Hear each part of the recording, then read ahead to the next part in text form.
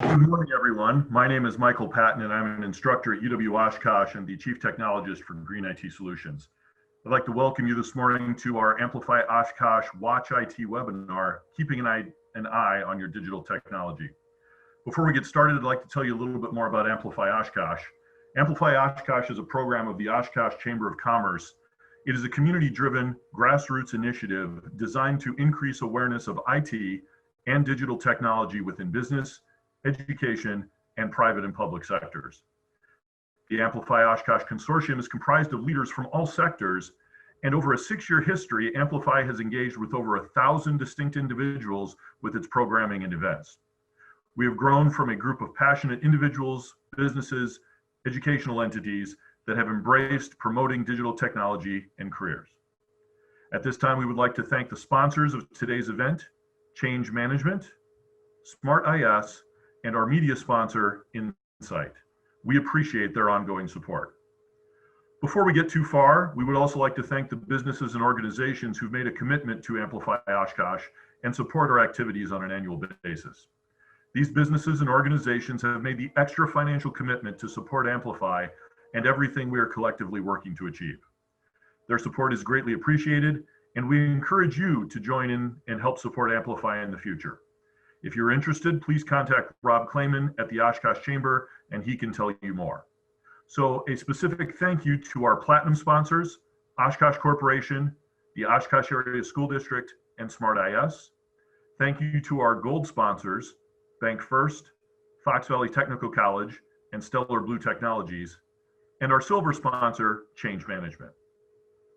We also receive support from many other businesses and organizations as it relates to our Ideas Amplified event series, our annual big event, and other Amplify initiatives such as our Leadership Academy.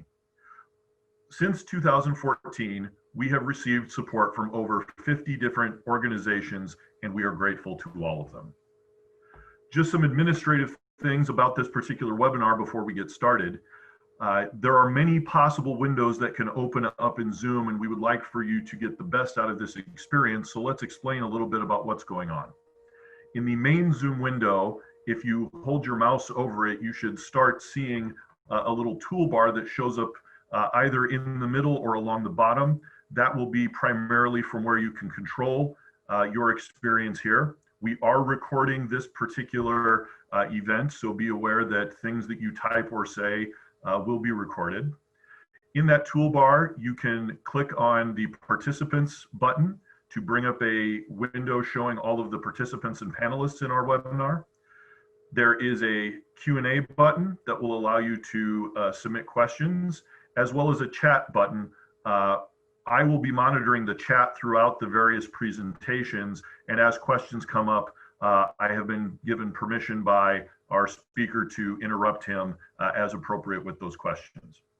In addition, we would like for you to remain muted during this presentation so that you can hear the presenter without distraction. And if you have any other questions, once again, please contact me through the chat. I will be monitoring that throughout the presentation. You may also move some of these supplemental windows, such as the participant window, the chat window, and the speaker window out of your way to see the entire presentation. Let's move on to today's topic. Today's topic is not only exciting, but relevant and timely. Cybersecurity has been a key investment area for most organizations for some time.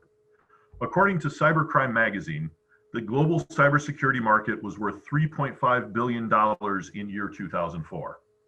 In 2017, only 13 years later, it had grown nearly 35 times that to $120 billion and was predicted to exceed $1 trillion cumulatively over the 5-year period between 2017 and 2021. That prediction was before COVID. Digital transformation on a global scale is a major driver for investments in cybersecurity. The world continues to become ever more digital. The access and throughput of every transaction continues to grow at an exponential rate.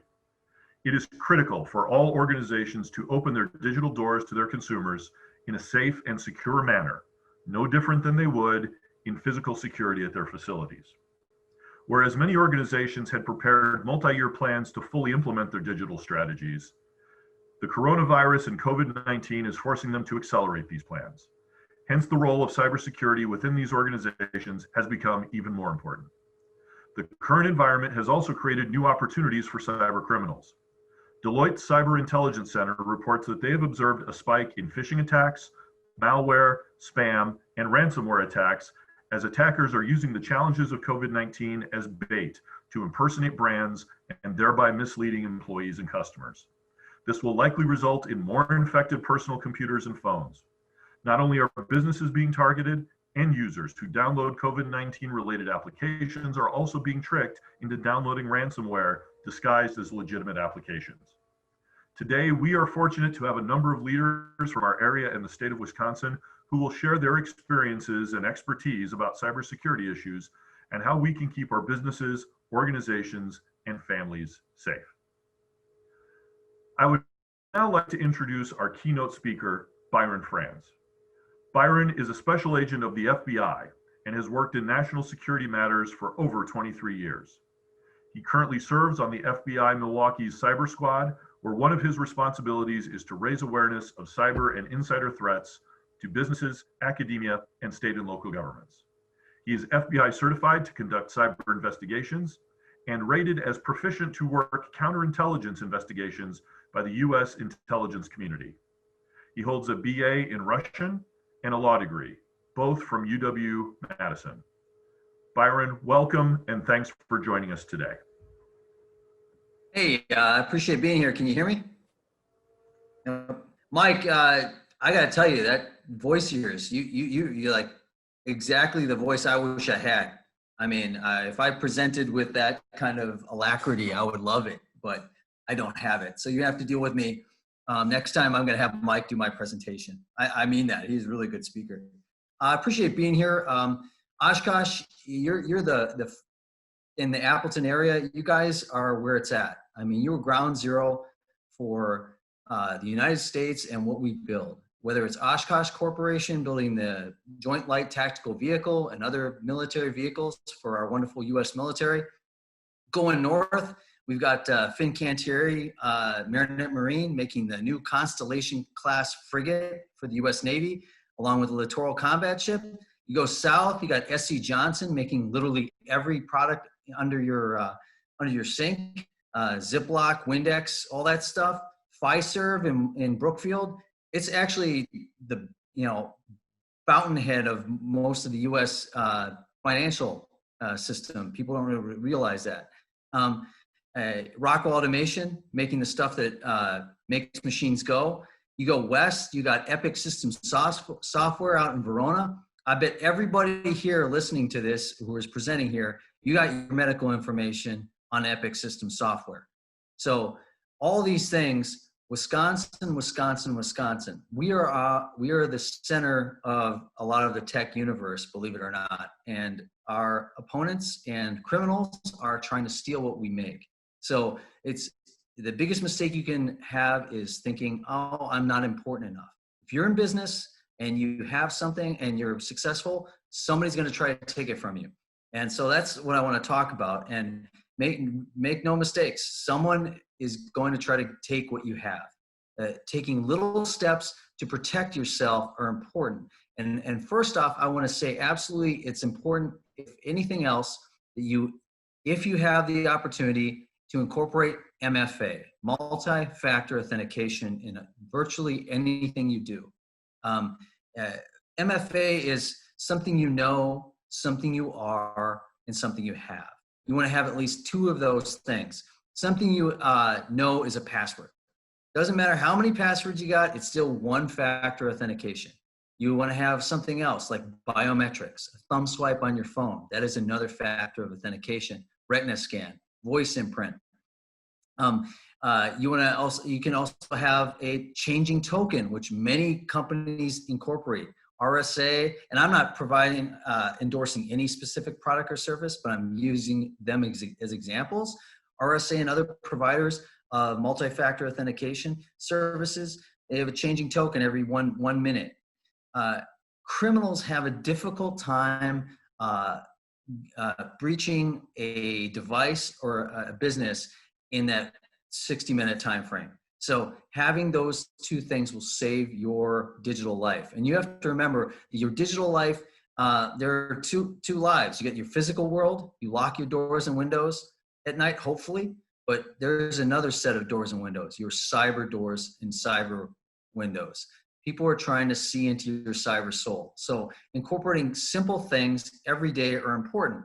And it's important to realize kind of how things, if I can get this thing to work. Yeah, there we go. If you're seeing this. This is what the threat landscape basically looks like. This is from a provider called Norse. You're seeing a launch, you're seeing a delivery of a digital payload, and there is nuclear fallout in the digital realm. That flash of light, in the real world, it's a cold day here, whether you're in Eau Claire, La Crosse, Racine, Kenosha, Milwaukee, Green Bay. You can't see these hits, but they're taking place throughout Wisconsin. And when that flashlight happens, businesses lose productivity, they lose money, and they have to lose employees. So we are taking a hit every single day. Sometimes when it comes down to proprietary trade secret information, we may be losing as a country like $600 billion every year because businesses are being attacked basically below the belt. This is a subliminal siege against the United States that takes place in digital space every day, whether it's foreign countries trying to steal the innovations that Wisconsinites and the US makes every day, whether it's China or Russia or whatever, and we'll talk about that, or criminals within our own country.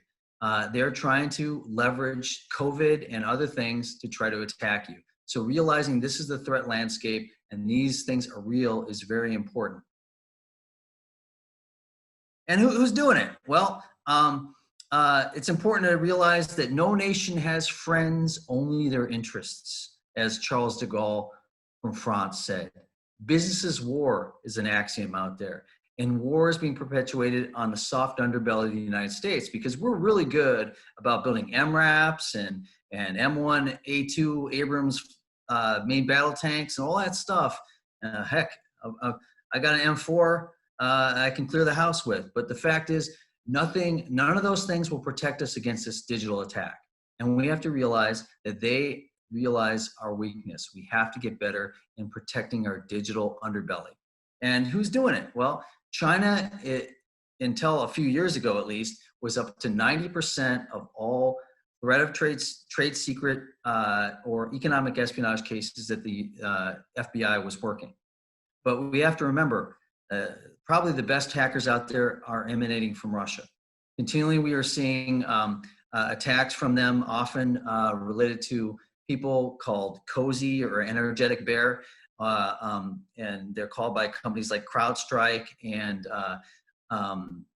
other companies that give them special names out there, APT-28, APT-29. They're out there. So realize that they're attacking not just on the East and West Coast, they're hitting right in the mid breadbasket of the United States. That is Wisconsin. And what can we do? Well, anyone who can start with simple things, not just multi-factor authentication, companies should also invest, if they have the capability, in emails that has what's called sandboxing.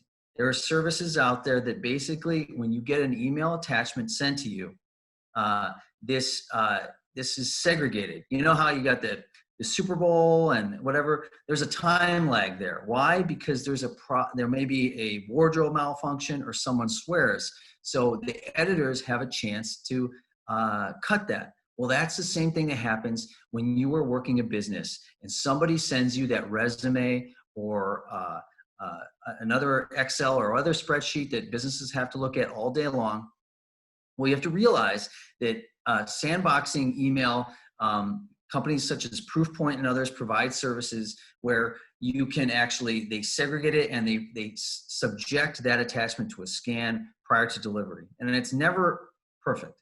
And I'm not saying use that specific product or service, use something if you can afford it and incorporate it in your business model. It's very important for that. Other things are usable for individuals at home and small business owners, including what's called a VM or virtual machine. Example would be Oracle's VirtualBox, which is, as far as I know, what's called freeware, downloadable, and you can get it. And it basically what happens is you got your browser and you got your toolbar if you have a Windows compatible device, and even Apple's. Basically what happens, you have a window above the window.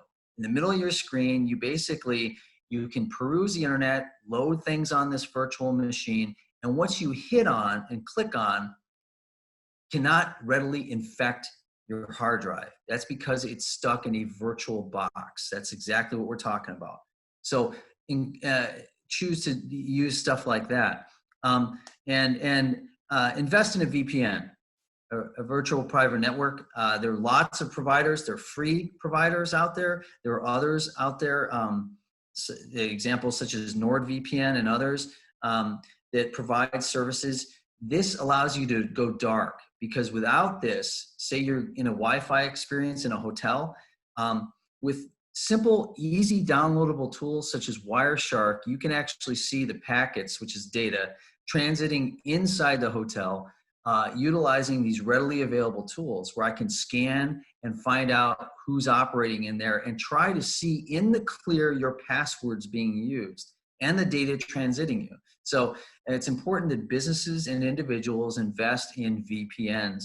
That way you can go dark. Obviously, the Primo services cost more, but as with most experiences, you get what you pay for. But there's a huge number of free services that starting businesses can take advantage of. I actually attended a presentation of one of our small Wisconsin-based colleges, and that cyber security expert from the college, he uses almost nothing but freeware to protect that college. And that does not belittle them at all. It just shows he's found really good stuff out there that's available. And so you can take advantage of this too. And we're talking about computer intrusion, but we can't forget, you also have to protect your business against attackers within the business. That's called the insider threat. And we're not just talking about somebody who goes ballistic and starts shooting someone within your business. That you obviously have to worry about that and hopefully talk to law enforcement ahead of time. You also have to consider the fact that you want to have log records within your business, not only from an insider standpoint of what employees are doing, but also logs showing transactions in and out. Logs are imperative to law enforcement for us to find out who either stole stuff within your business or is attacking your business from outside. So there's PCAP file logs, or VPN logs, all kinds of things that law enforcement can utilize to try to find those cyber criminals. And you have to remember, if you don't work with us, they will just keep going. One of my favorite movies is The Terminator, and in that, the protagonist, played by Michael Biehn, says Arnold Schwarzenegger's character absolutely will not stop ever. And that's the case about cyber criminals. There's no motivation for them to stop unless you enlist law enforcement. So call your state and local law enforcement. And with us, if you don't want to talk to, my short, bald-headed face on the phone, which you can, you can go and log in a online complaint at www.ic3.gov and put an online complaint. That will be sent to a command post where it'll be triaged and vetted to see if it's equal to an FBI case. And you go, my thing isn't important enough. Maybe by itself it's not, but if you're attacked as part of a large campaign, suddenly all you people together, you're an FBI case. So don't ever count yourself out, and never count yourself out as your business being worthy. Attackers may be just trying to get in and use your business to attack another business, using your infrastructure to attack. It could be a school, a church, whatever. They're using these vectors to attack America. And we have to realize that we all are in this together. So we're talking about computer intrusion, outsiders trying to get in. You have to ask yourself, is your IT fortress safe? And if you have an outside provider or your own internal security staff that says, yes, it is, we're totally secure.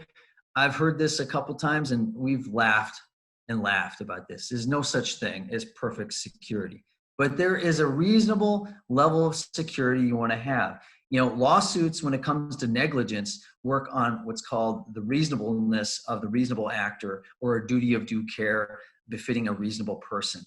Lawsuits fly when you do not reach the level of reasonableness in protecting yourself. So is your IT fortress safe? You want to be equal to what's called the information security poverty line. You will never want to be below any poverty line, and certainly with IT security, you want to be equal to or above what a reasonable business would employ to protect your clients and personnel against this attack. And you have to realize in this picture I got here, the physical fortress is different than the IT fortress. In a physical fortress, I went to UW-Madison, I roomed with a bunch of friggin' engineers. These guys would probably tell me that the load-bearing bricks, the foundation of the fortress are more important than the other bricks. Well, that may be the case in the physical realm, but in the IT realm, not really. Now, granted, there are domain and system administrator accounts. So in the IT fortress bricks, those may be more important. Certainly as an attacker, I want those. And certainly they shouldn't be sharing passwords, because one of the biggest problems that Mandiant, one of the remediation companies, says, sharing of passwords is killing companies, especially the IT administrators themselves, sharing passwords. Now, but every user in an IT experience is a vector of attack. So all the bricks in the fortress are important.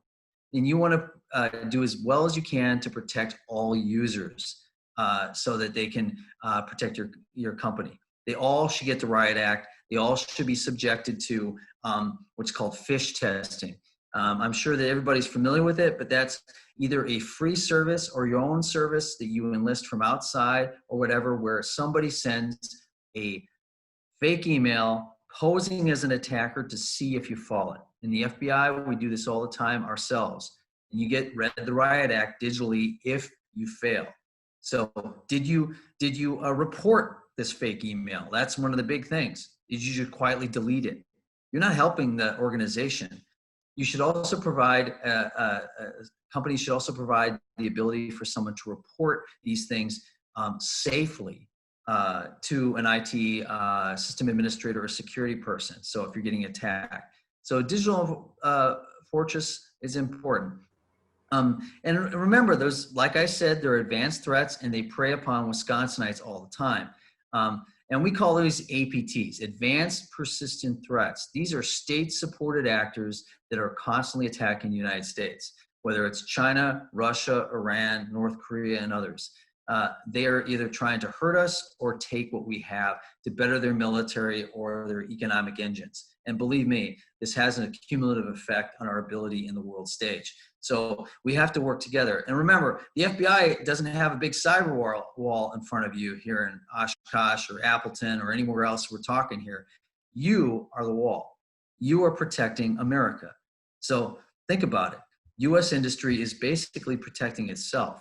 You call upon us if you need us, and we do our best to alert you or protect you when we can, but there is no wall between you and these attacks. So it is up to the FBI and other state and local law enforcement agencies to help you, but you are protecting yourself in many cases.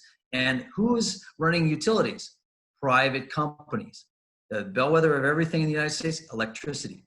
That's done by We Energies, Alliant Energy, Dairyland Power, and others here in Wisconsin. Private companies protecting America, your water, everything else, private companies. And that's the why we are so successful. But it also means you're out there many times fending for yourselves. But you're against these people, the best of the worst. An example I'd give of this is APT number 1. It's an old example now because this is back in 2014. We filed charges against 5 hackers that we allege are from the People's Liberation Army, mid-PLA, 3rd Department. Supposedly they work in this building, like 2,000 of them. And what are they doing every day? Well, except for a small amount of administrative personnel, a lot of hacking. So this is what we're up against. And you have to realize, who were these guys going against? It wasn't the White House. It was Westinghouse, Alcoa, U.S. Steel, U.S. Steel Workers Union, and a company that's Allegheny Technologies International. What does that mean to you? Well, it means something to me because despite that long name, I'm from the south side and not pronounced south side of Milwaukee. If you pronounce it South, we know you're not from there. The fact is, I'm from South Milwaukee, and every community hates another community. I don't know why. We grew up hating Cudahy. I have no idea why we hate Cudahy. They hate us. I have no idea. There's a rivalry there. But they have great businesses, great people. And one of the major employers there is called Laddish. You can't miss it. It's on the whole main drag of downtown Cudahy. Well, it's ATI Laddish, Allegheny Technologies International Laddish. Same company that these guys attacked. Does that mean potentially Cudahy, Wisconsin, ground zero from a Chinese military attack? Yes. I, on many occasions, have contacted as recently as 2 weeks ago, Wisconsin companies telling them that a state-supported actor has attacked them.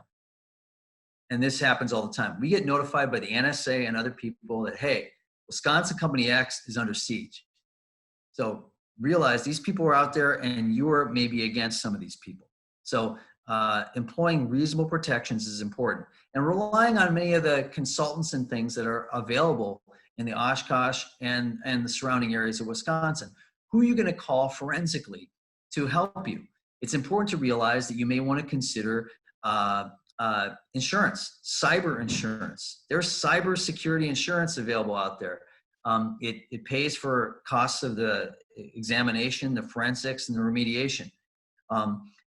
Consider that, and consider having an IT forensic company on retainer to help you, because you don't want to be in a long line if you get hit. It's like having your plumber ready to go, guy or woman, to come out and help you.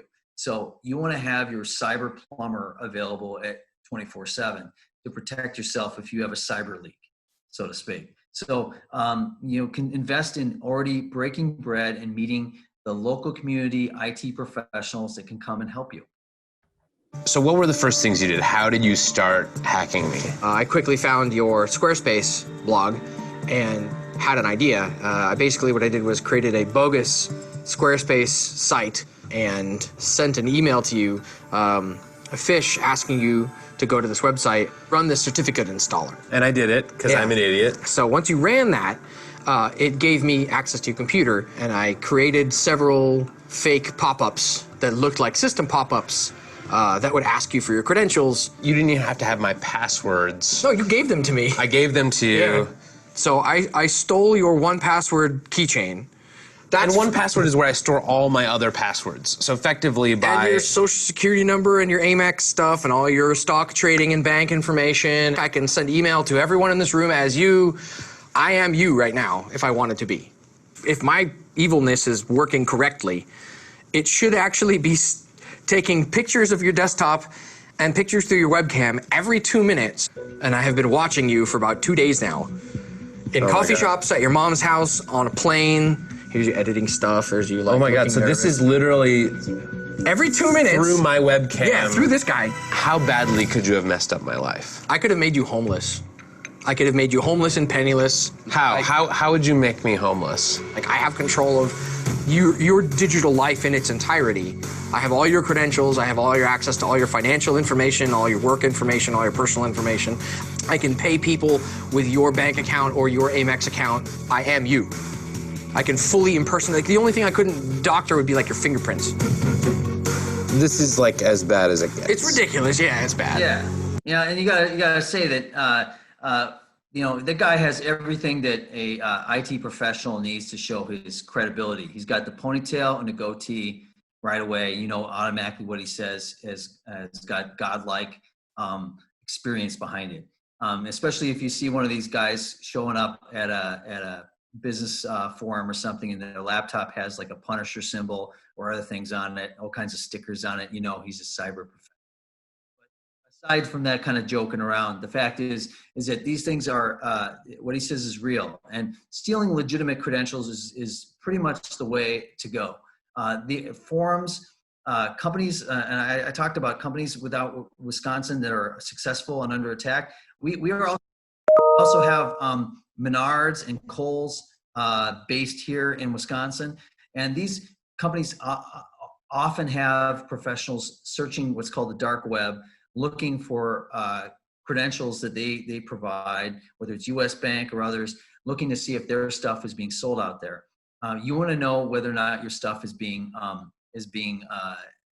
compromised. And you realize that this is usually the way to go companies.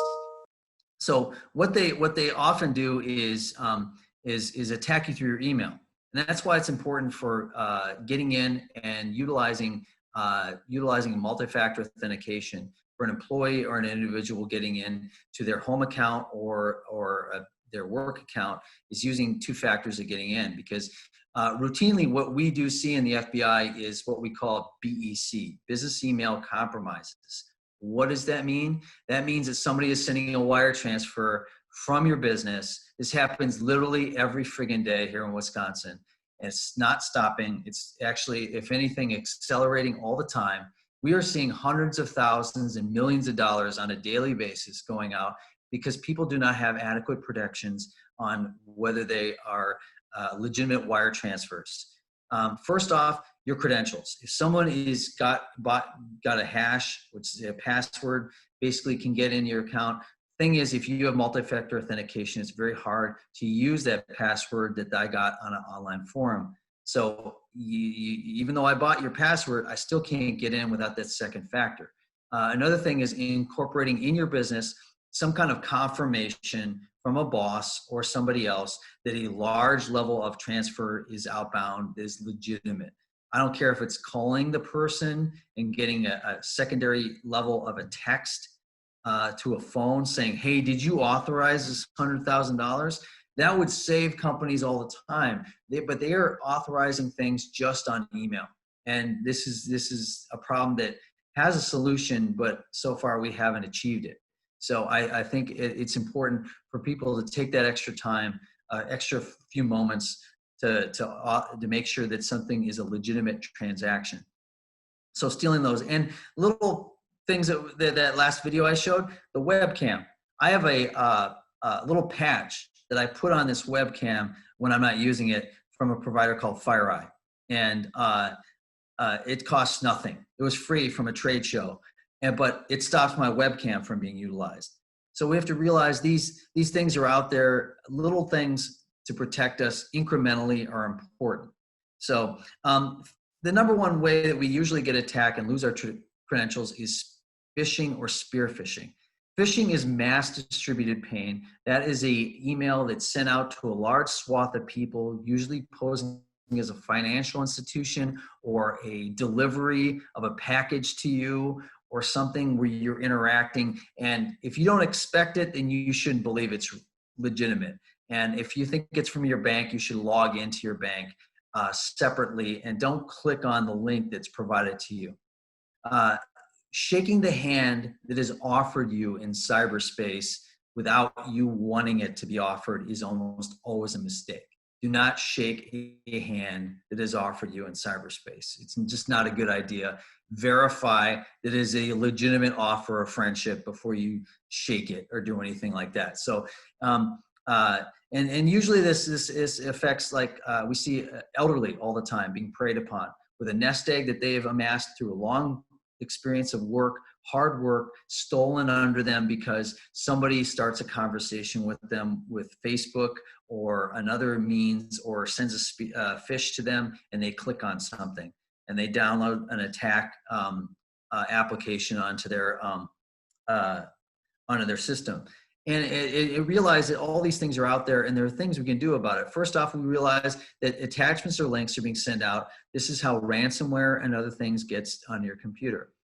You should realize that ransomware attacks against Wisconsin companies are huge. They're taking place all the time.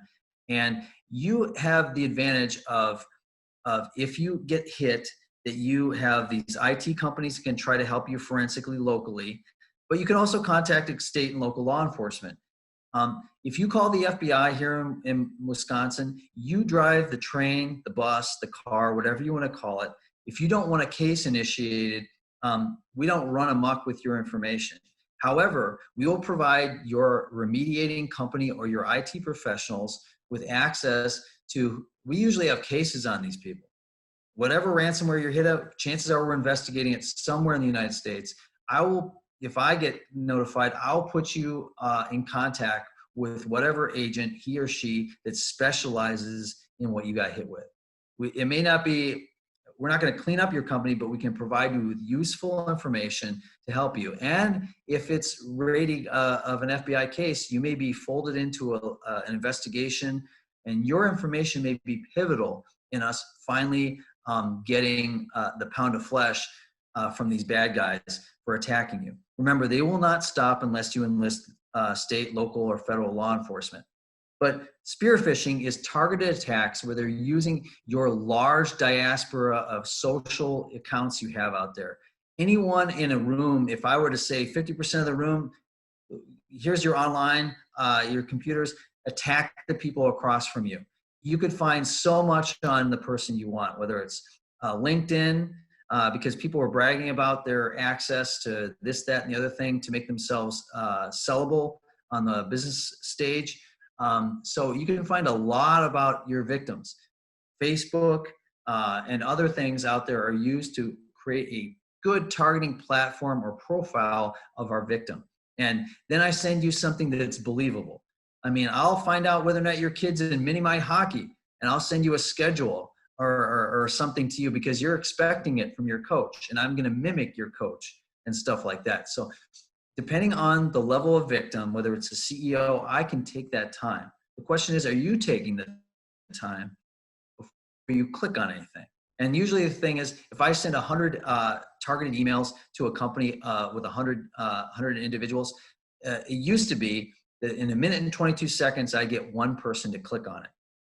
That has been raised since then. Thank goodness, because things like this Amplify, Oshkosh, and other good services provided by the Oshkosh Chamber of Commerce and other Wisconsin chambers are raising our awareness, and we are not clicking on these things as much. But it's important to keep, we can't let our guard down at any time. And I'll show you what I'm talking about. I'll have to talk over this. It's very quiet. Basically what we have is a woman who is a How did you fisher. decide to become a hacker? She's targeting Mark Hanning, the CEO of this company.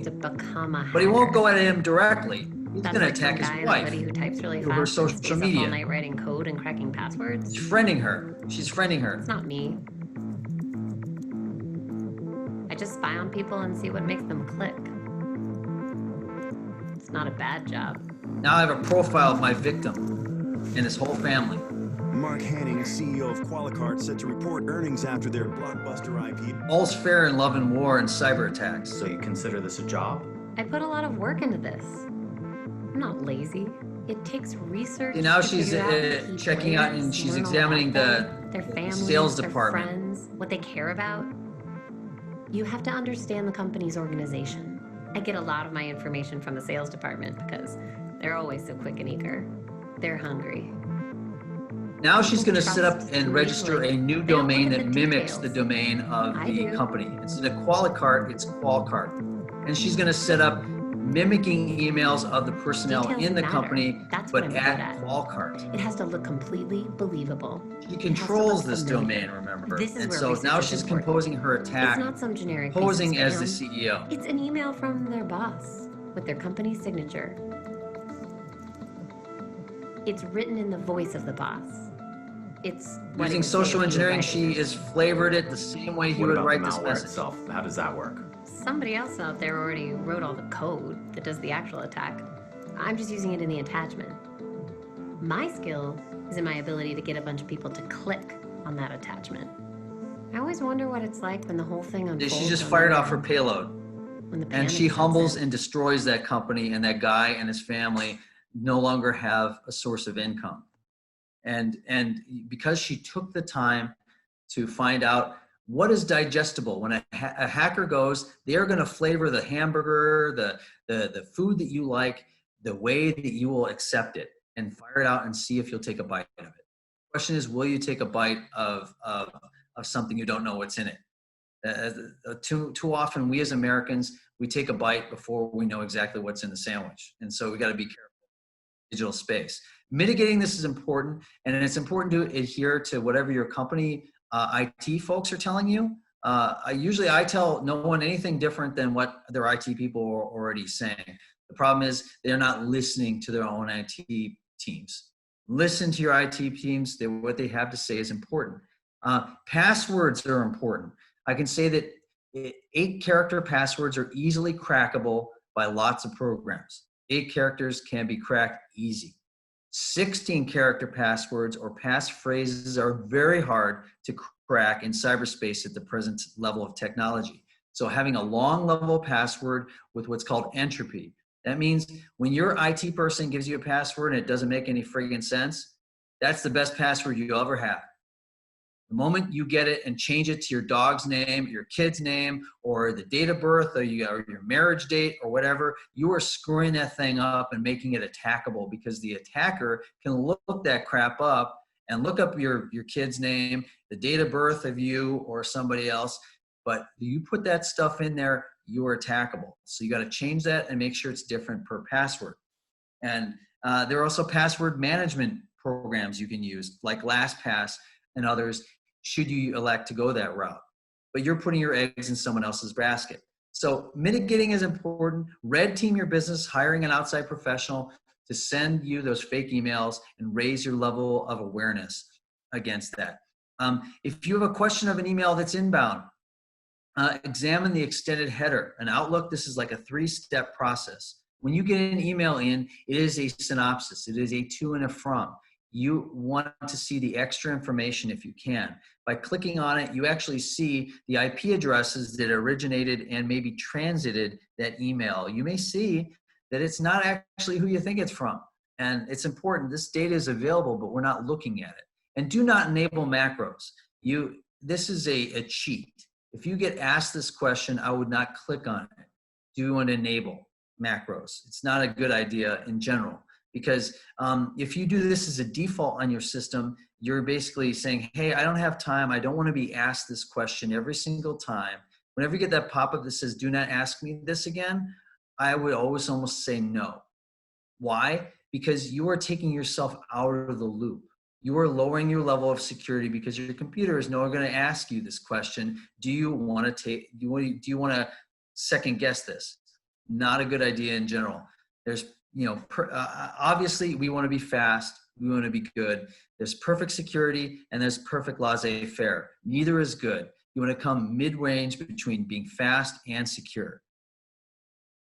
Another way we get attacked all the time is browsing. Whether you're Mozilla or whatever you're using, we get attacked by clicking on websites. When you go on a website, you are interacting often with multiple streams of information through something called iframes. You think you only have one thing you're interacting, you have a lot of streams, a lot of data that's hitting you at once. So you get attacked, it's all zeros and ones, drive-by downloads, malvertising, and the more sinister watering hole attacks. This is where somebody infects a website, which are run by things like Joomla and other things out there, and they insert sinister code that attacks you when you click on it. There is a cyber handshake that takes place, and you can be evaluated by something called an exploit kit to see if you can be attacked. So how does this work? Well, say I go and I want to attacking companies in an area. I can attack a chamber of commerce. I can attack, if I want to attack the military, a watering hole example would be, instead of attacking the Wisconsin National Guard, I attack a Legion post. Why? Because members of the Guard belong to that Legion post, and I know they go there. But the Legion posts don't usually have an IT systems administrator on standby. They don't have that capacity. So what do? Is they have a rudimentary website that's not updated. I put the code on there, but I still get my victim, the military person, to click on it. So what you want to do is realize that whether it's scientists, business professionals, bankers, whatever, if there's a place that all of you go to, it's one-stop shopping for my victims. So that's what they do. So how does this happen? I'll show you. So, walk me through it, step by step. Well, I took over the website to a bowling alley. Brian, this is not a joke. Okay, look. They have this research facility down the peninsula, and they're working on optical tracking cameras for driverless cars. So just searching through social media, I get the names of a whole bunch of engineers who are working there. And as I'm looking them up, I come across this bowling league where a bunch of tech companies play every Wednesday. And this is an old school bowling alley with this really ancient website. And it has all the league info, company names, player names. Okay, so you hacked into a bowling alley website. Yeah. All right, explain how that works. It's called an iframe injection attack. It's this old exploit that hits anyone that visits the website. So a week later, this guy from Opticon suddenly has my malware on his laptop. I couldn't believe it worked. It was like a joke. What does that get you? Well, the next day he goes to work and he opens his laptop and he connects to the network. And that's it. I'm in. Yeah, but that still doesn't get you inside. I mean, they discovered it. They wiped the laptop, scanned the network. They didn't scan the whole network. The thermostat's part of the network. It's inside the firewall. It's connected to Opticon's entire network. You can get the whole standard configuration and password online in 30 seconds. I got it off the manufacturer's website. So they scanned most of the network. They didn't scan the thermostat. Then what? Then I just went exploring. It was a totally flat network, no subnets or anything. I could see everything, HR files, legal documents, R&D. When I found the blueprints, I realized I could make some money off these files. What happened after you sent the files? Oh, then I burned everything down. I wiped everything I could find, encrypted drives and deleted backups. Is the network down? So what you have here is he destroys his company, and he did it through a thing that people don't usually think about, is that the Internet of Things, IoT devices are not in general flavored for security. They're flavored for convenience, and we have to realize that they are still connected to the internet and still have a way to get in to attack vital systems. So it's important to realize, whether it's through your refrigerator these days or something else, an IoT device is a way in, and it can be through a printer or anything else to attack the main victim. So, and this is the example I'm giving. So I'm getting to the end of the time that I have, so I'm going to skip through some of this stuff. Defeating the cyber threat's important, obviously, because that's what we're talking about. This is where we're getting attacked every day. We have great border security. We have the best military in the world, but the military in general is Cyber Command is protecting us a little bit, but we're being attacked successfully this way. You have to develop an intrusion response plan. What are you going to do? What are you going to do to, who are you going to call? Do you have cyber insurance? Who's going to be notified? You have to, this is a cyber fire drill. Make sure you have a cyber fire drill in place to protect your business against these attacks. Red team your own people by phish testing your people against these attacks.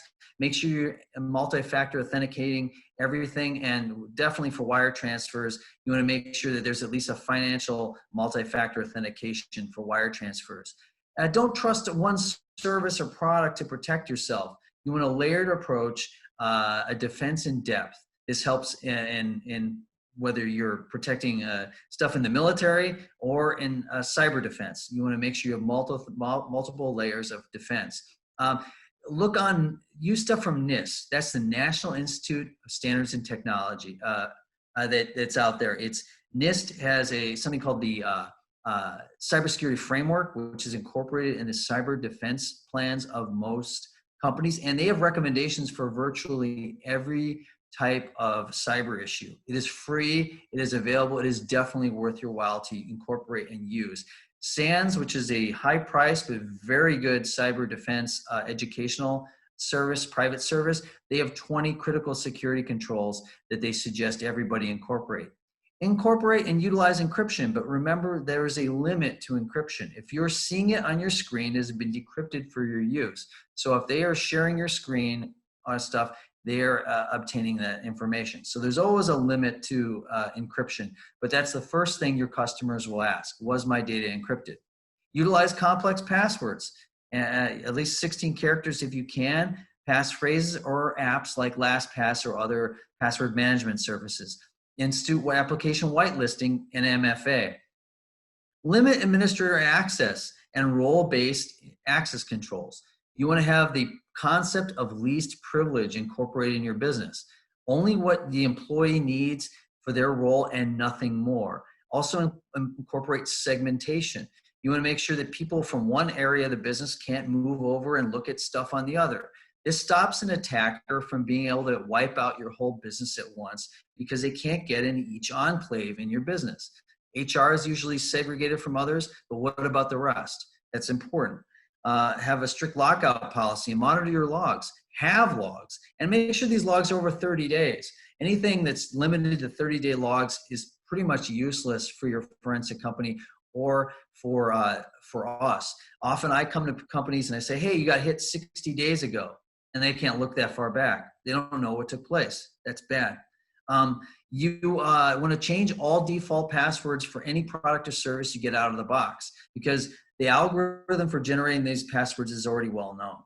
And you should realize an attacker needs two things to attack you cyber-wise in general. This is a simplification, but you need a port and an IP address. Most people don't realize that they're utilizing these little ports. There are over like 80,000 of them when they're transacting information, such like HTTPS, port 443, and others. Every time you turn on your laptop or whatever, it's actually engaging some of these ports. You want to realize every service application you put on your laptop or whatever is actually utilizing usually a distinct port to communicate. You want to lock for your business model out every single port you do not need for your business. Institute credential management and monitoring, and mitigate things like the risk of wireless keyboards and mice. There are no wireless devices like this in FBI space. It is a convenience, but it's pretty much bad for security. And remember, at home, there's like 3 or 4 different IP addresses that you can log into to change your router passwords and basically change what your router actually projects. Remember, this is the door to your cyber soul at home, so you want to change that. Consider employing in a business if you can afford it, something called a honeypot. This is a additional defense layer that is basically a piece of software that it's a mousetrap in your business that detects whether or not somebody's got in. Use those virtual machines and sandboxing for your email. And remember, routers, switches, printers, and a lot of things have to be updated manually. So there's a lot of stuff that has to be done by a person in your business. And wipe or destroy everything from printers and copiers. These have hard drives and essentially you have HIPAA information and others. You want to have a reputable company that's coming in and destroying or wiping these services. This is me. I appreciate your time and your tax dollars at work. Contact me. Contact your Milwaukee FBI. We are dedicated to businesses in Wisconsin, working with our state and local partners, but businesses are the front line of defense. We want to empower you as much as we can. And I appreciate very much the courtesy of the Oshkosh Chamber of Commerce to let me talk to you today. Thank you. Thank you very much, Byron. Greatly appreciate it. We have some questions that have come in, and so if you've got a second, we'd like to ask those. One of the ones that we have seen most in the chat here refers to our responsibility as citizens and consumers. We get all sorts of weird voicemail attachments, phishing emails, and you said that we're that front line. What should we forward to the FBI so that you can figure out patterns for larger attacks versus what should we not that is just noise that is really not important? Well, I mean, obviously common sense plays into it, but that portal ic3.gov, you can launch that at all. I mean, let us, if you're that good citizen as we described, and I assume every member of the chamber is, the fact is that just send it in. Just send it in and let us, you know, you may protect your neighbor. And the example I like to give you is this, and it's a bad example maybe, but say this, you're at home, you have kids, and someone wants to get in and get at your kids. As a good protector of your household, and this is like a business protecting itself, you stop that interloper from at the door. You get out of there, you kick that person out, you protect your children. that rebuffed attacker now looks next door, and there are two kids on a swing behind the house next door without a parent nearby. The attacker just goes and attacks those two kids. But the question is, you as a parent, you protected your house, but did you call the police? Did you call and protect your neighborhood? You were a good protector of your household, but you were not a good neighbor. So what your question is how to be a good neighbor. I would always err on the side of caution and send this rather than just keeping it to yourself. Let us be the barometer of that. And if it gets to be too much of a hassle, we'll actually let you know. Great, thank you. You also mentioned free tools that people could use to protect themselves, specifically with VPNs.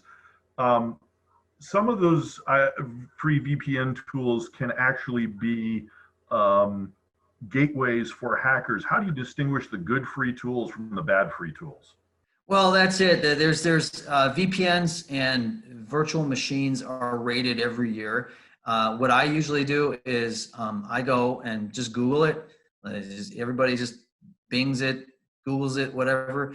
And I try to look at, I type the year that I'm looking at, best VPN services 2020, and then I'll do it best VPNs 2019 and maybe 2018. And I'll see what I see there in the top 5 or 10 that lasts for 3 years. And they rate these because obviously when you're using a VPN, one of the big thing is, do they retain logs? Do they protect your security? And where is the infrastructure based? Is it in like Slovakia? Is it in some place? I mean, you have to have a comfort level for what you're using. So you want to see how they're rating. The people who rate this are very into security. And they will tell you directly that they felt secure in using this service. If there's a question, the rating companies online will say it. So I usually look for the barometer of the best companies or companies for my buck that I see that last through like 3 years. Great, thank you. Well, we appreciate your time, Byron. We know you've got some other things probably that you need to do. Thank you for joining us. It was very informative. What we're going to do is take a little break now, and I will hand it over to my colleagues here at Amplify, and they'll lead us through the break. And at about 11:10, we'll start back up again. Thanks a lot, Byron. My pleasure. Thank you. While my other colleagues are getting up and running, I'd like to take another opportunity to thank our sponsors, Change Management, Smart IS, and our media partner, Insight. Thank you very much for your assistance and your sponsorship. It's greatly appreciated. Gosh, thank you so much, Byron. That was great. And like I told you before, the stuff that you share with us, the information and the kind of threats we're facing, it's very real, and it is the stuff that keeps me up at night. So I feel a little bit better prepared, and hopefully I don't become one of those people that you say, okay, enough, Tina, you've sent us enough phishing and voicemail. But I will commit to protecting my neighborhood as well as my own home. So thank you so much for all of those insights. It's certainly valuable. Everyone who's with us, now's the time to go get that snack, refill your coffee, use the facilities, whatever you need to do, and we will be back at 11:05, and you'll want to join us because Caitlin has some prizes to give out, and we have some good questions to ask, and I think you're gonna have some fun with that. So we'll see you again very soon.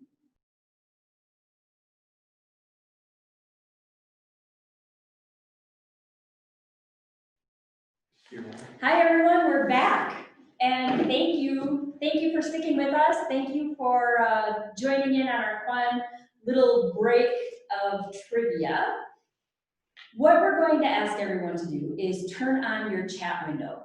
So if you need to remember how to do that, just move your mouse along the bottom of your screen, click on the little chat button, and what will appear is a chat window. And if you can use the drop-down menu and select in the to column, all panelists and attendees, you'll be able to participate because we've got some great prizes. We're gonna ask a few trivia questions. Caitlin's gonna type it into the chat, and then you can answer through multiple choice what you think the answer is, and then we'll let you know what the real answer is. So the first trivia question is, Amplify Oshkosh is a program of A, the Oshkosh Chamber, B, the New Digital Alliance, C, the City of Oshkosh, or D, Amplify is its own autonomous entity. So type in your answer what you think this might be. What is Amplify a program of? Is it standalone, which is D? Is it City of Oshkosh, which is C? Is it New Digital Alliance, which is B? Or is it the Oshkosh Chamber, A? Caitlin, give me an idea as to when you think we got the answers? Yeah. Okay, the answer actually is A. It looks like everybody got A so far, right? A plus. Javad. A plus. Okay, so yes, Amplify is a program of the Oshkosh Chamber, and we got it started years ago. It began from a survey, an economic development survey, and that was pretty cool how we got started. So the next question is, when was the first Amplify event? When we got started. So was it A, August 2014, B, September 2014, C, November 2014, or D, January 2015? Select your answer. D is January 2015. November is, or C is November 2014. B is September 2014. And A is August 2014. And if you're ready to know, the first Ideas Amplified event was in the old bank building on North Main Street. And Zach Pulowski owned Candeo Creative then, and he talked about social media. On Rob's birthday. Was it your 50th birthday then, or not quite yet? 40, 38, something like that, yeah. Right. But it was September 2014. That was a great event. So thank you to everybody who attended that. We may have some people who attended that one online and many others since then. So September 2014, program of the Oshkosh Chamber. Now the money question. Okay, how much capital has Amplify raised? And there are 4 possible answers. Think about when you're at the Brewer game and you get to select, the trivia answer to the crowd size, right? Maybe you can make some noise at the end, right? How much capital has Amplify raised? A, $700,000, B, $600,000, C, $550,000, or D, $400,000. Again, your options are D, $400,000, C, $550,000, B, $600,000, or A, $700,000. Javad replied $2 billion. $2 billion. All right. Trillion, I think Javad is going to up his sponsorship. Thank you, Javad. Until Steve No Rob doesn't get a cut. Everybody knows Steve No Rob doesn't get a cut. But maybe Javad wants one now. Tell Kim, thanks for the compliment, Kim Ivers. Yeah, thank you. The answer is A, $700,000. We're really proud of that too. Our sponsors are the best. They really are committed to helping business, education, and people advancing in their careers with technology. So thank you, all of our sponsors, all of the people who have donated their time and talents to Amplify. Now, that was the money question. Now it's the who question. The who question. We have a primary contact for Amplify in all things Amplify, and we want you to guess who that might be. Is it A, Caitlin McWilliams, sitting in the conference room here? Is it B, Rob Clayman, also in this Amplify conference room? Is it C, Tina Schuelke, me, in this Amplify conference room? Or D, Alyssa Wilsnack, not in this conference room? Who is a primary Amplify contact? Is it D, Alyssa, C, Tina, B, Rob, or A, Caitlin? That's a really good question. It's a trick question. It is a tricky question. And are we getting answers? You watching them? Yeah? Yeah. I noticed nobody, put John on there. But the answer really is B, Rob Clayman. If you want to have more information or a meeting to get to know more about Amplify, Rob has all of the answers. I would say, Caitlin, Javad, and I, and a couple of our other Any consortium member. Yeah, our consortium members, Dr. Dave's online here. We all can help you out as well, but Rob is the main and primary contact, so thank you. And Caitlin was our primary contact, however, she's moved on to She Smart IS. Oh my gosh, yes. Anybody associated with helping out Amplify seems to really move up in their career quickly. So yeah, Caitlin's got a great job at Smart IS. Another sponsor for today's event. So, shall we share what the prizes are? Yeah. Okay. Rob's going to share. Oh, wait, which ones you want first? The, yeah, everybody gets that. Everybody gets, yeah. Yeah. Everybody gets a Everybody involved today. T-shirt. So. Those are in high demand. They are great material. They're athletic material. The cups are fun. They look very techy. Notepads.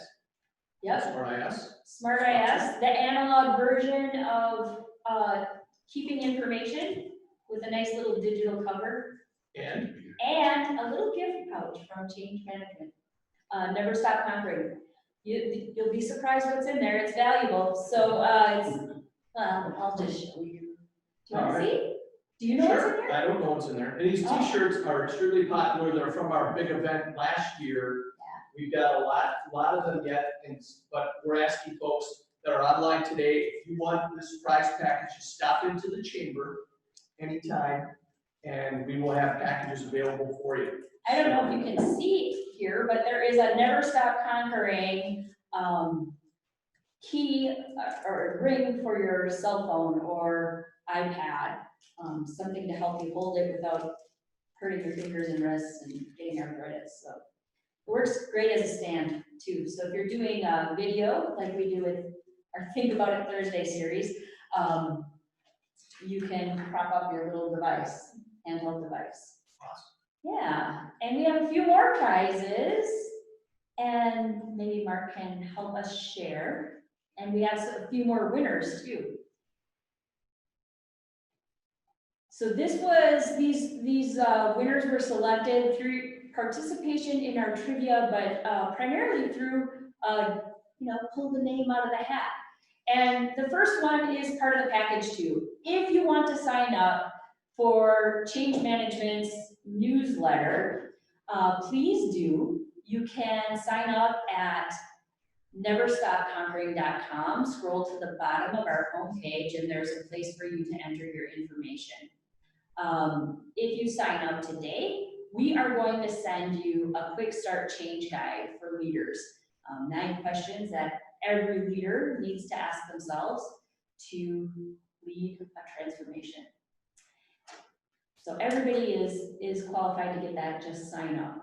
Second prize of the day from Change Management is unique for one person.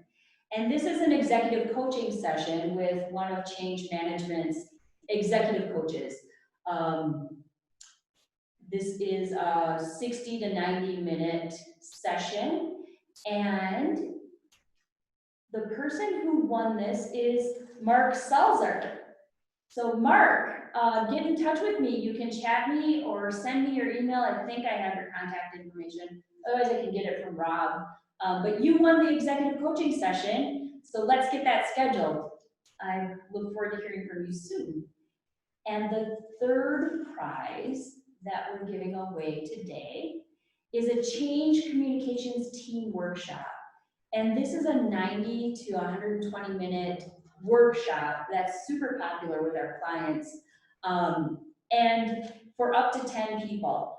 So you get to learn some of the fundamentals that we use as change leaders in how to communicate about change to inspire people and reduce the likelihood or even address resistance. And Yannick, I'm so excited that you won this. I can't wait to see you again. It's been a while.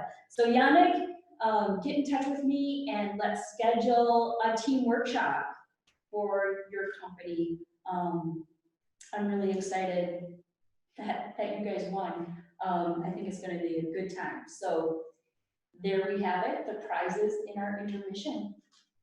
Thank you everyone for participating. And I hope everybody stops by the chamber and gets the great bunch of gifts that are available to you from our Watch It event today. All right. I'm gonna take a deep breath because we are about to start our next part of the show. So welcome back. Again, I'm Tina Shelke. I lead Change Management Communications Center, which is based here in Oshkosh. And I'm also a proud member and founding member of Amplify Oshkosh. Most of all, I'm truly honored to be part of today's conversation, which is all about keeping an eye on your digital tech. And it's what you do and really how you do it that's more important today than ever. Cybersecurity, as we've heard, it requires personal responsibility. We, as individuals, are really that front line. And the mindset that you need to keep yourself, your business, and your family safe online needs to become a way of being for all of us. We know cybersecurity's importance is on the rise. Fundamentally, our society is more tech reliant than ever before, and there's no sign that that trend will slow. Personal data is posted to the public, as we've heard, on our social media accounts. Sensitive information like our social security numbers, our credit card information, and our bank account details are all stored in cloud storage devices like Dropbox or Google Drive. And the fact of the matter is, whether you're an individual, so an adult, a child, a parent, an employee, an employer, a student, a business, big or small, a government agency, whoever you are, you rely on computer systems, on digital systems every day. So if you pair that with poor cloud service security, smartphones, and the Internet of Things, like really think about that little thermostat, that iron chair. Whoa. And we have a myriad of cybersecurity threats that didn't exist even a year ago or 2 years ago. Now, when we got started this morning, we talked about how the global cybersecurity market is expected to grow from about $152 billion in 2020 to about $208 billion in 2023. That's a compound annual growth rate of about 11%.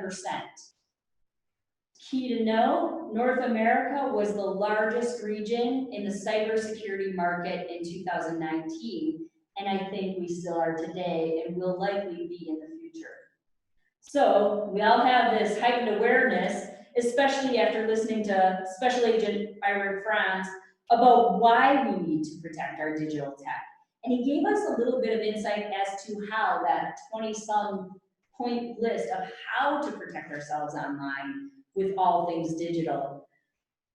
And thankfully, we have even more support. We have some remarkable and talented experts from our own community to help us protect ourselves and our community online. And I'm going to introduce them to you right now. Mike Sewell is an investigator at the Winnebago County Sheriff's Office, and he will talk to us about keeping our families safe. Mike is an internet crimes against children investigator at the Winnebago County Sheriff's Office, and he's an FBI task force officer. Over the past 6 years, Mike has conducted undercover investigations targeting the online exploitation of children. That includes child enticement, human trafficking, and the distribution, manufacture, and possession of child sexual abuse material.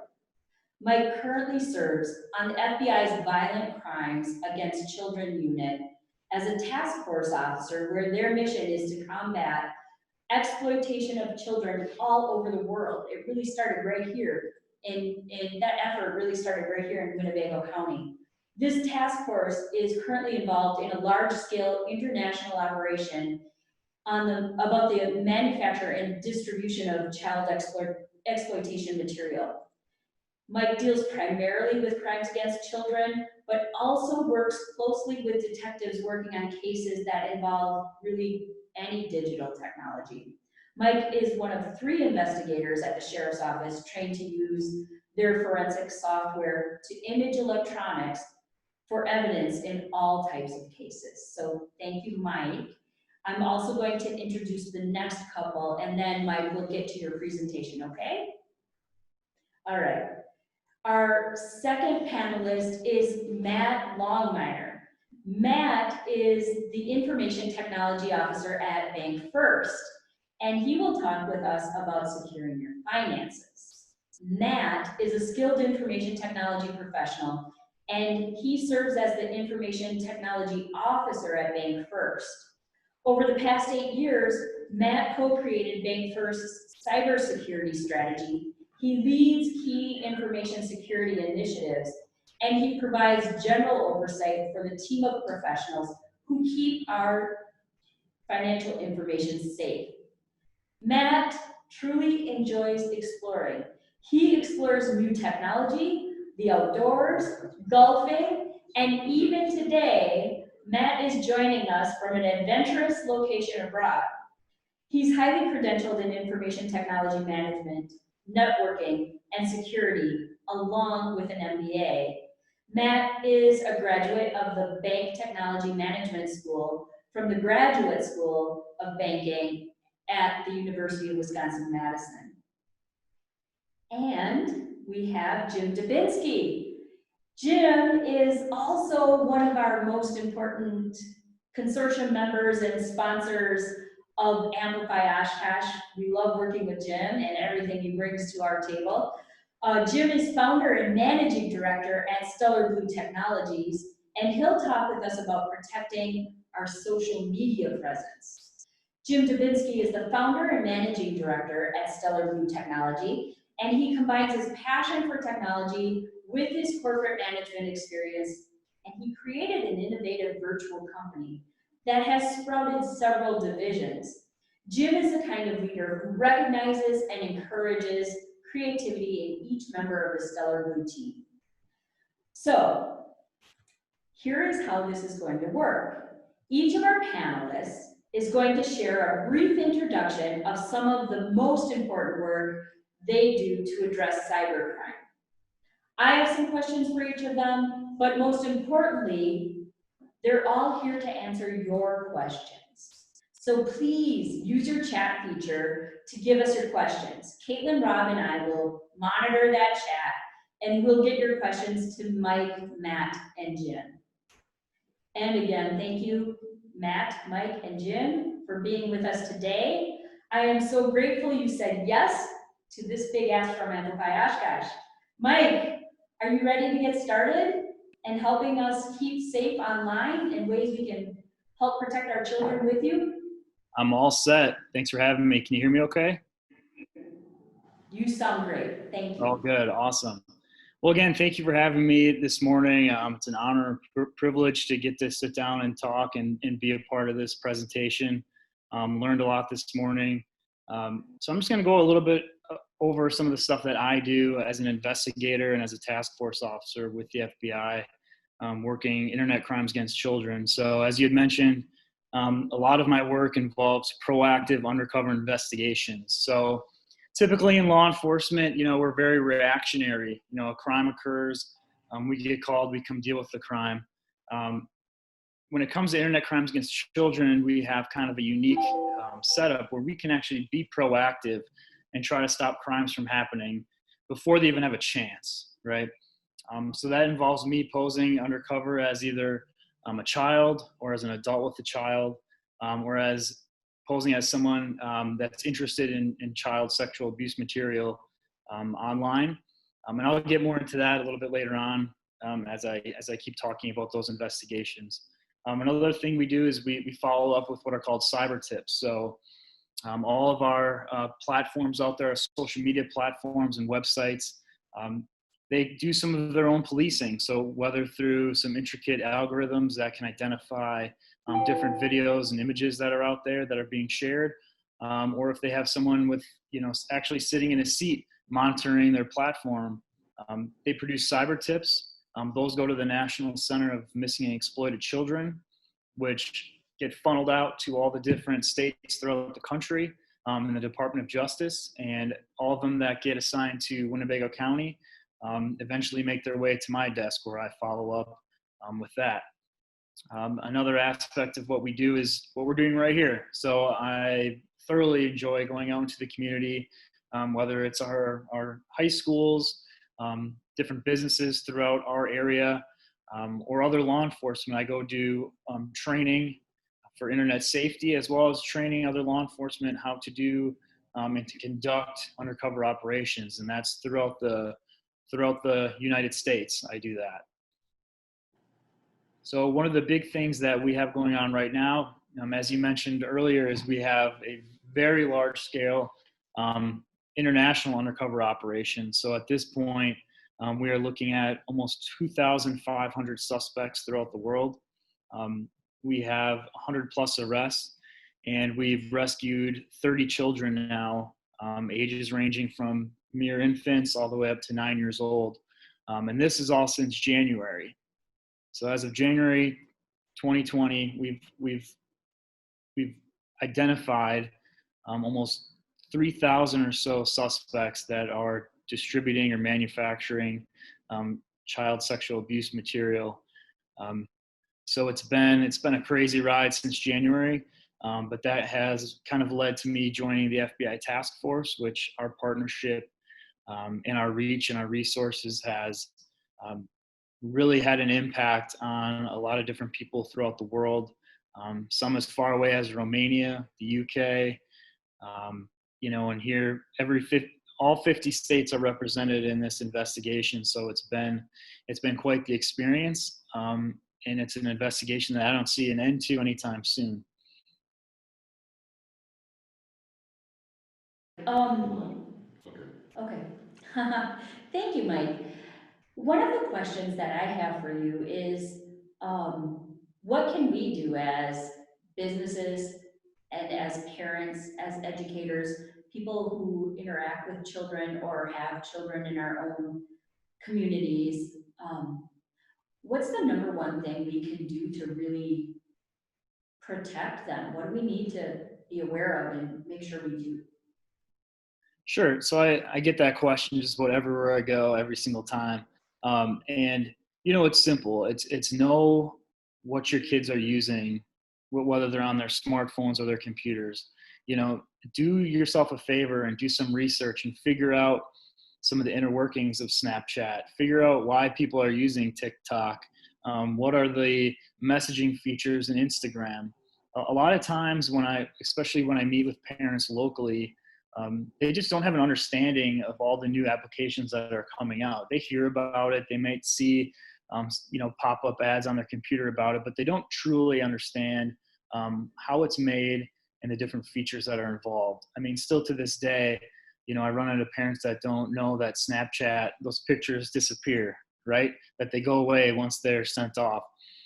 So having that understanding with your child or with, the people that your loved ones, so they know, their expectations on their devices, and so that you have an understanding of those applications is really important.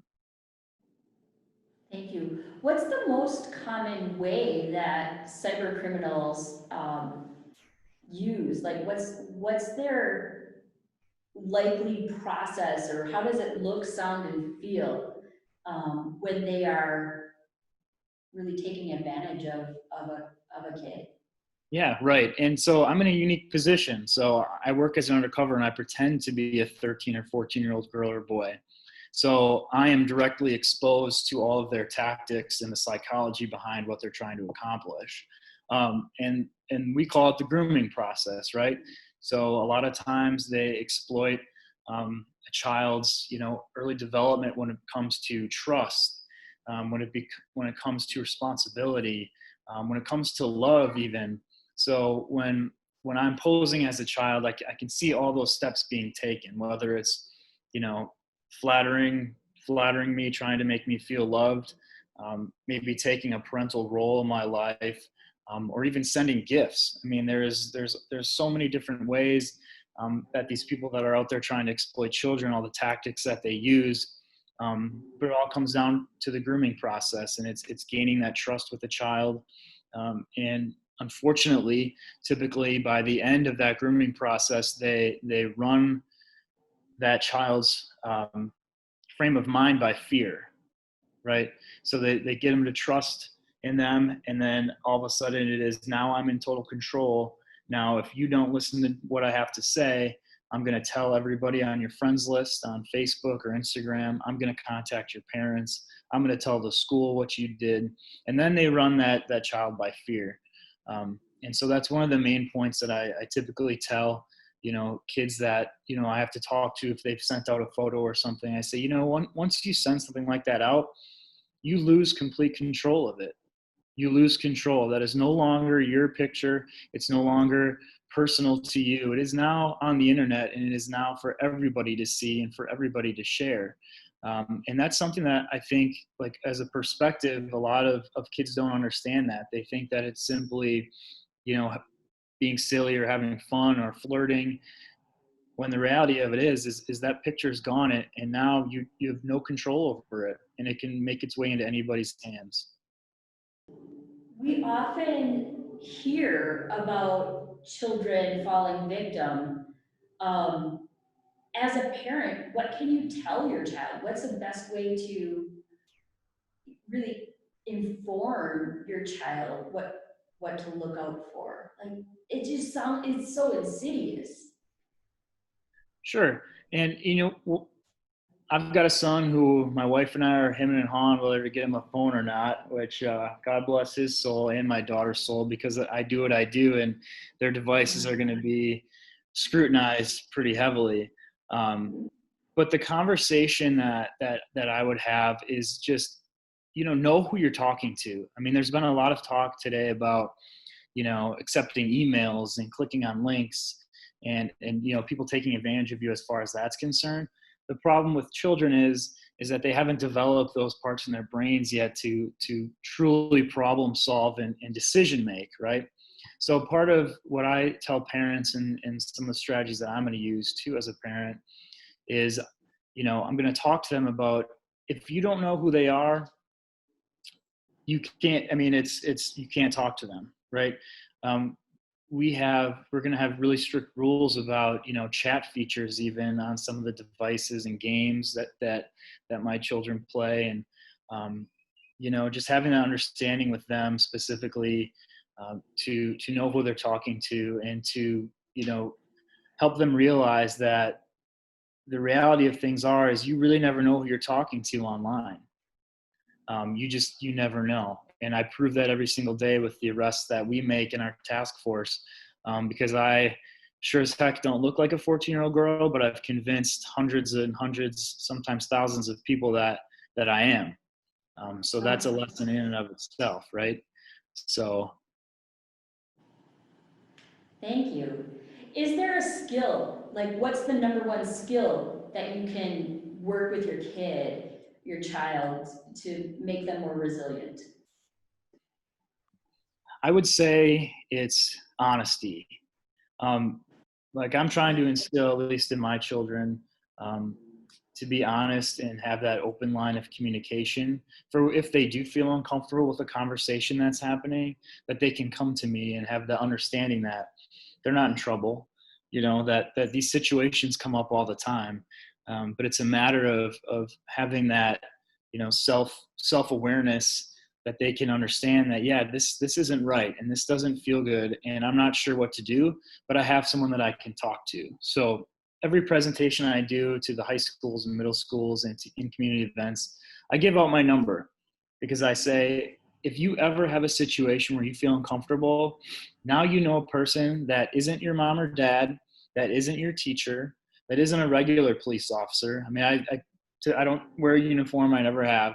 So they can call me, feel comfortable about saying, hey, this guy said he's here to help. And it was from something that happened online. And I feel like I can trust him. And I'm not a guy who's gonna, have that authority figure over them. And I think that's a big deal. I think that's a really big deal. So hopefully people take that seriously. That's awesome. Thank you so much, Mike. Thank you for what you're doing. It's really important work, and I'm really grateful that you're there for all of the children and vulnerable people in the world. It's got to be a tough job. I don't know how you celebrate it or even get through some of those things, but I'm grateful that you do. Thank you. Matt, I see the beautiful sunshine pouring in behind you, and I am delighted to hear from you about how we can work together to keep our finances protected from cyber criminals and what you're doing to make sure that happens for Bank First. Yeah, thanks for having me. Can you hear me? Yes, we can hear you well. Okay, perfect. Just let everybody know like what you're giving up, where you are to really help us today. I am sitting in Cabo today, but it is my last day. But I'm happy to be here, and it's an important subject to discuss. Thank you. Byron did a really good job at giving us some of those real life examples, some of those videos, and those are real. We see them at the local level. We've heard them from different auditors and everything. So those are real life examples, and they happen every day. There's many ways that these attackers are focusing their time and resources, and a lot of it is not happening by trying to penetrate firewalls and Fortune 500 companies anymore. They're kind of going right to the consumer level, and really they're just trying to let you open the front door for them. We saw in some of those examples how easy it was to specifically to get all those passwords. That's all he did is click one link, and that person's life is over in a way of finances and identity. The common attack that we are still seeing though is phishing. Phishing is, I don't know what the exact data is. I'd put it over 95% of all attacks. We have some of, at Bank First specifically, we have some of the best cyber defenses and network defenses that money can buy. We still do see people trying to attack. We get alerts. We get all kinds of emails and things that show up on the screen that say someone's knocking on the door, but we've got a lot of firepower to stop that. Most people, if you ever talk to them, they talk about getting calls from Microsoft or the IRS or even your bank, and trying to persuade you to give out personal information to even protect you, which ironically they're calling you to act like they're looking out for you. The best advice I can give is slow down. Is when you see a link, when you get a call, slow down and think, is this normal behavior? Would my bank normally call me? Would Microsoft really call me and ask me to go to a link on my computer? And kind of think of that. One of the biggest scams we see at the consumer level is Netflix and Amazon. If you do a quick Google search after this presentation, just type into Netflix scam, and you'll get all kinds of examples that show you. You'll get an email. It'll say, hey, there's something wrong with your account. You didn't pay. We need you to fix this now. And people panic. They're hoping you react on fear and hopefully that you can watch your movies at night. They do not want to see what movies you're watching, and they don't want to steal your Netflix account. What they want is it goes to a landing page. It's going to ask for your name, your password, your email address, and even on this specific scam, it's going to ask you for your social security number. Netflix and Amazon have no interest in your social security number to have an account, but it brings you to a page and you believe that's what they want to regain access of your account. What they can do then with that username and password is they have an algorithm that goes out to Chase Bank, Citibank, all large financial institutions. And what they're going to do is try to log in with that password. And a lot of times with that multi-factor authentication is the last four of your social. So they have that. Now they're in your city credit card account. They might even be in your Vanguard 401k account, and now they've just transferred all the money you have in there. And it only takes about 10 minutes before they have to, you even get alerted. So that's the biggest scam we see on the consumer side, Amazon and Netflix, just simply because everyone has it. One way to really stop this, especially a lot of times people spend a lot of time in front of email at work, never use personal subscriptions or anything personal with work email. I know people want to sign up for coupons and gift cards or whatever next promotion might be. Get a Hotmail account, get a Gmail account, get anything else you might want to use for that, but still need to be very cautious, but don't use your work account.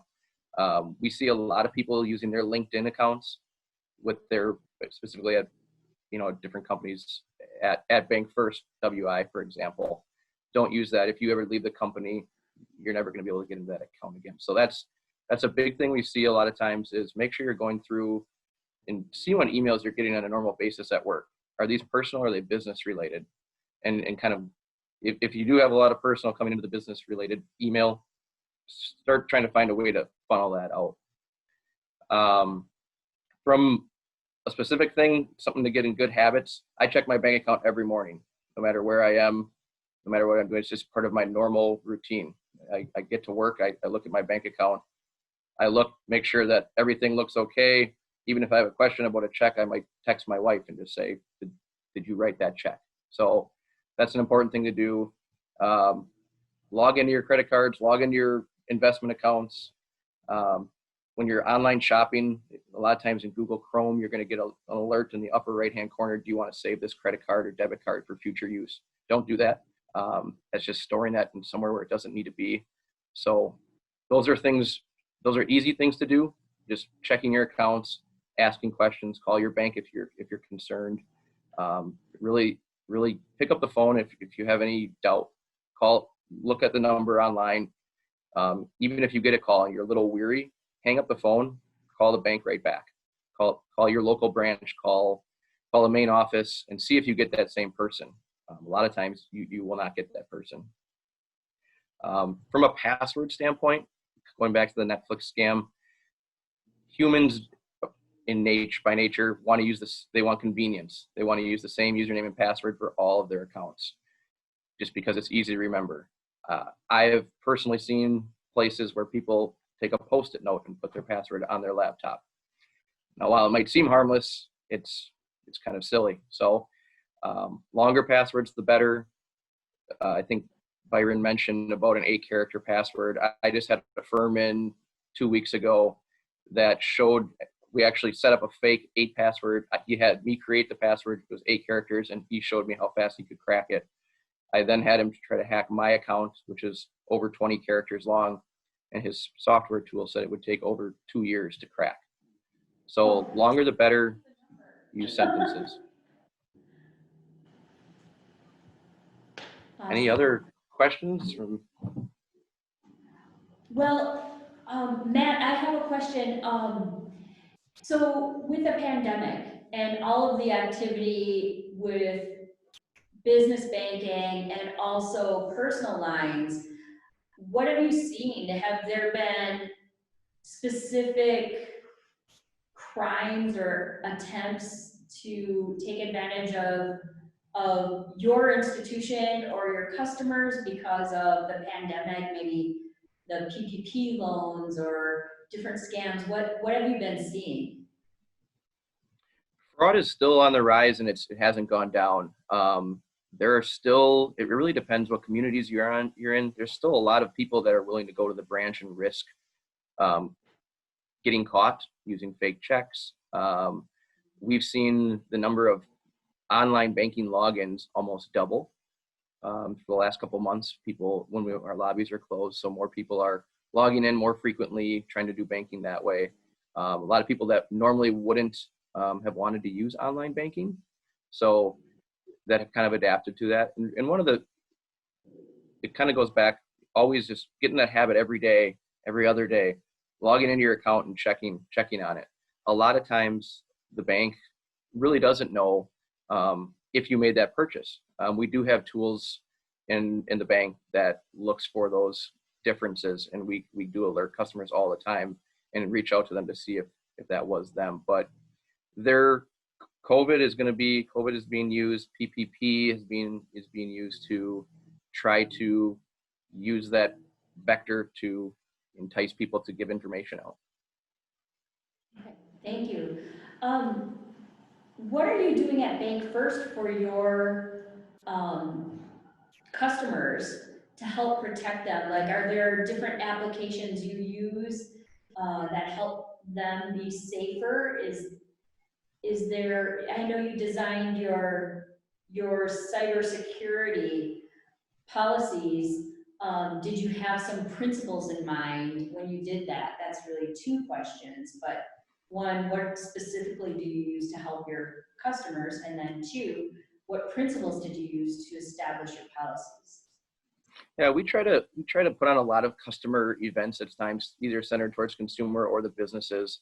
A lot of our customers are small businesses, and a lot of times they don't have the resources to protect themselves. And from the consumer side as well, we're sending out emails. We work closely with our security officer who's been on this panel before.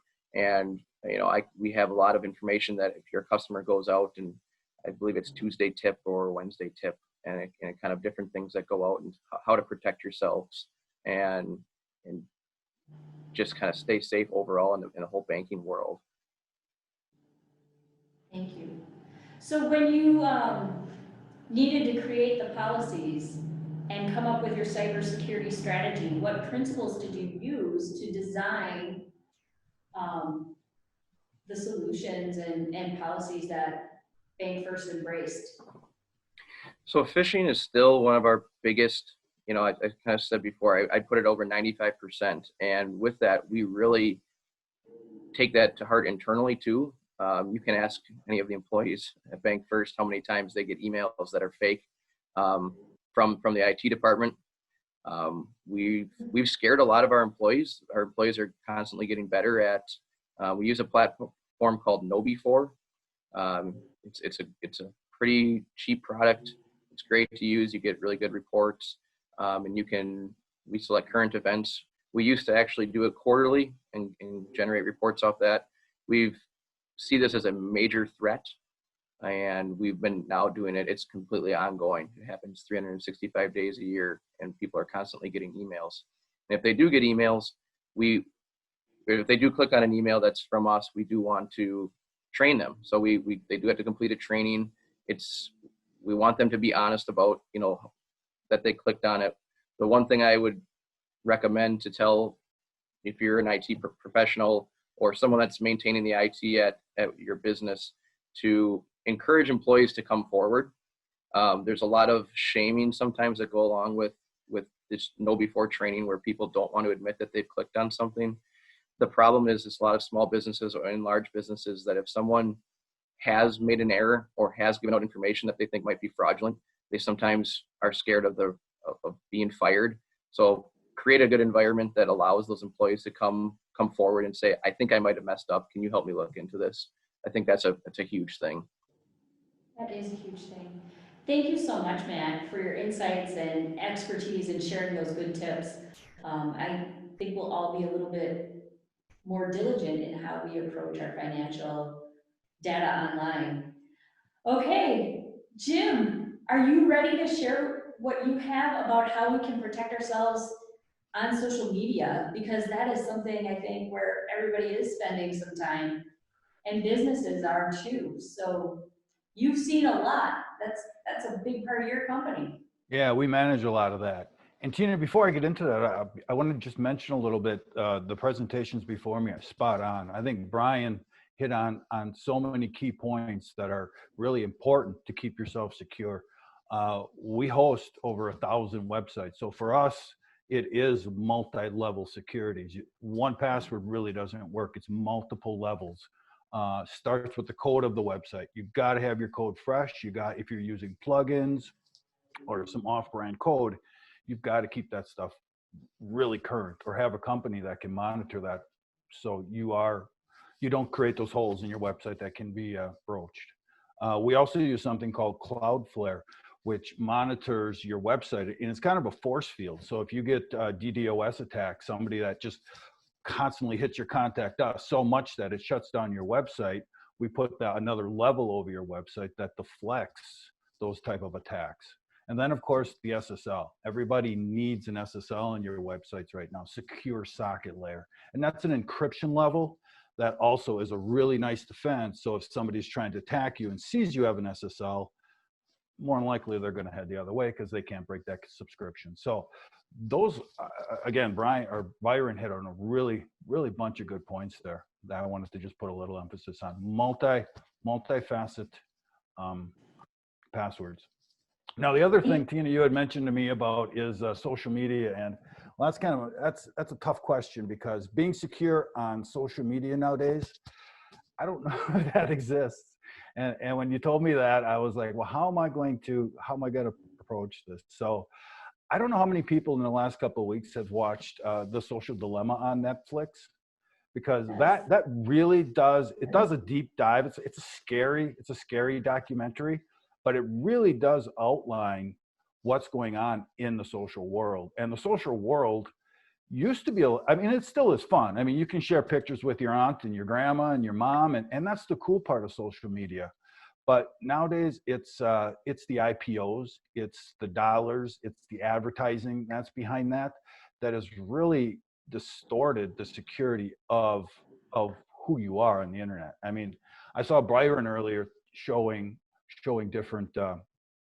different examples of how people can go out, look at your profile, look at images, know who your grandma is, do just basic searches on your information to uncover who you are, and then use different approaches to attack you through that. I think the number one thing about social media is you have to be aware that it's not your information. I want to share a couple, I took a couple quotes from the social dilemma, and I just wanted to share it with you guys. I think I can do this here.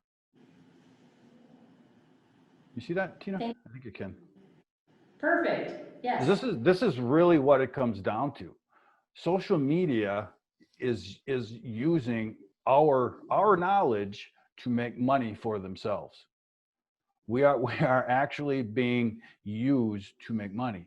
I didn't put it in here, but there was a quote I read somewhere where there's two organizations that use users as their customers, and that's social media and that's drug sellers. There's two, and that's a scary thought, right? Only two businesses use users, and it's drug sellers and social media. So that'll tell you, this is serious stuff. You have to really be aware of that. Let me share some more of these. But it really comes down to social media right now. They have algorithms built that monitor us and know what we're looking at. Every time you like something, every time right now, literally when you're going through your news feed and you slow down, that's being monitored. And the reason I know that is because Stellar Blue actually is into social advertising. So we monitor how slow somebody gets on a video, and did that video create engagement? Who looked at that? Why did they look at it? And the minute you looked at it, you're put into a bucket. And now we're going to sell to you based on the fact that you slowed down at that point.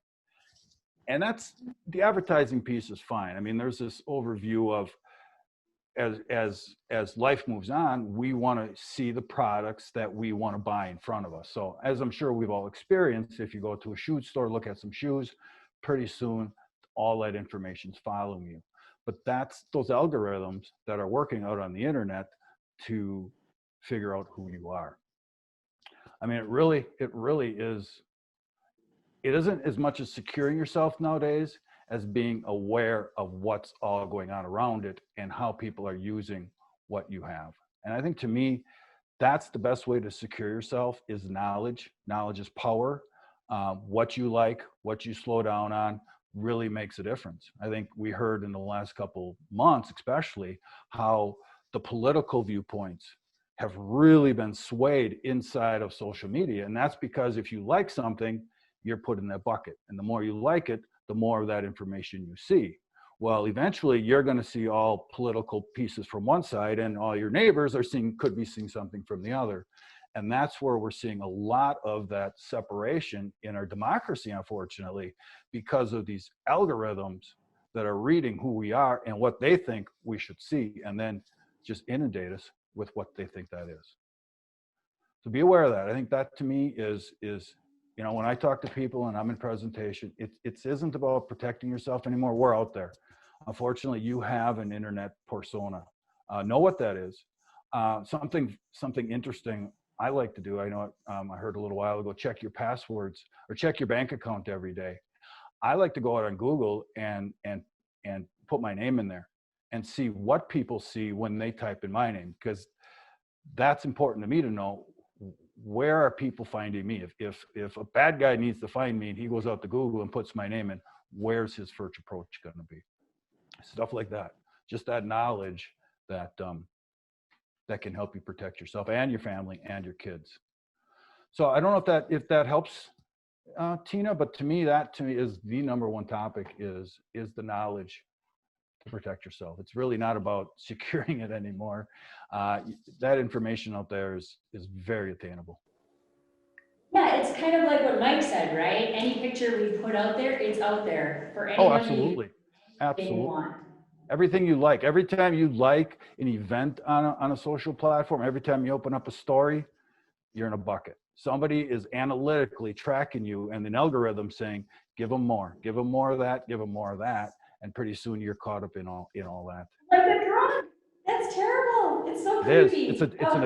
It's an addiction process. It's scary. Itch. Yeah. Well, thank you, Jim.